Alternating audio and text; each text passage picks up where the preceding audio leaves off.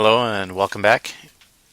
I'd like to just take a minute and go over some of the basics of vectors. If you've been keeping up with these screen recordings, some of this will be a review, and if you've had some basic math classes, also some of this might be a review for you, but let's just take a few minutes and go through this. A scalar quantity. A scalar quantity is anything that has size. So a scalar quantity will have size, and a vector quantity has one more piece added to it. It would be anything that has size or magnitude, and also we will quantify it. Also will have a direction.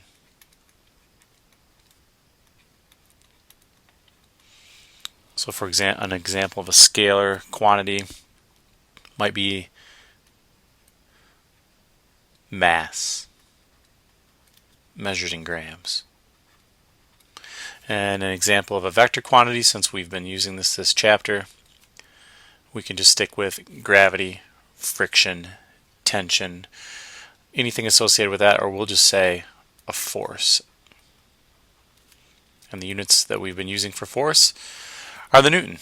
So a scalar quantity is something that just has a size, and a vector quantity would also have a direction associated with that. So it had force would be how many newtons, and then you might ask in what direction was the force acting. If I give you the mass of an object, you're not going to say what was the mass of the object and what was its direction. That just doesn't even quite sound right. Okay, let's use mass as an example. If you add a scalar quantity like mass, let's just do a simple problem here. 5 grams plus 10 grams, you'll see that there's really only one answer.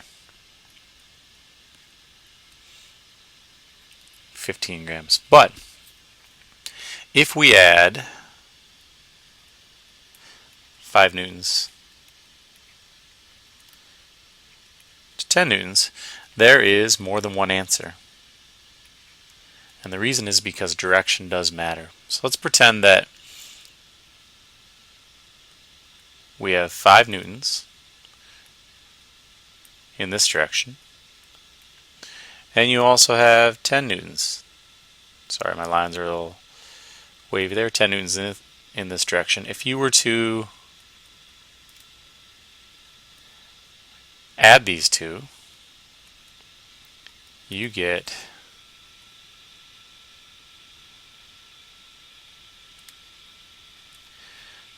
15 newtons. Right, so 10 newtons right plus 5 newtons right will give you 15 newtons right. Now, suppose those forces, you're still adding them, but they are in opposing directions and they are parallel. So I'm just going to work up here. What if I had 10 newtons left, and I'm adding it to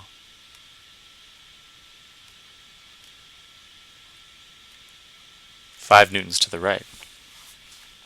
If you notice, this portion of the vectors will cancel out, and I'll be left with, if I were to add them, this plus this, I'm just adding a line down here. I'm left with 5 newtons to the right. So with vector quantities, the direction does matter, because if they were in the same direction, I get 15 newtons. If they're opposing each other, a portion of them will cancel out, and I'll be left with 5 newtons. Just some simple math there. Okay, the easiest way to add vectors when they are parallel is to do what I just said. But the question comes up, well, what if they are not parallel? Like in this example, what if I have this yellow vector, and I'm adding it to this red vector? Let's give them quantities first of all. Let's say this is 10 newtons. And this is 7 newtons. How can I add them together? Well, I'm just going to change my pen color here for a minute.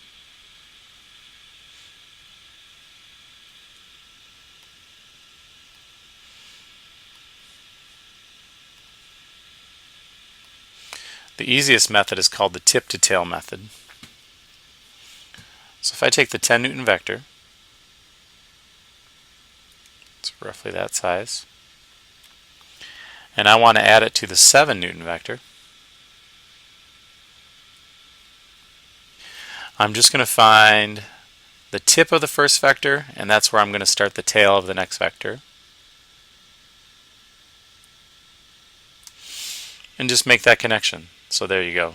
Tip to tail. And now if you add them together, the result or the resultant of what you're going to get is going to be as follows.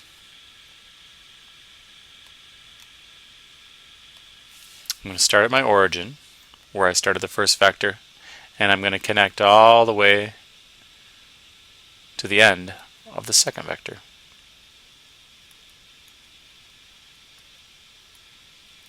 If I add this vector to this vector, the result is right here, and this is called the resultant.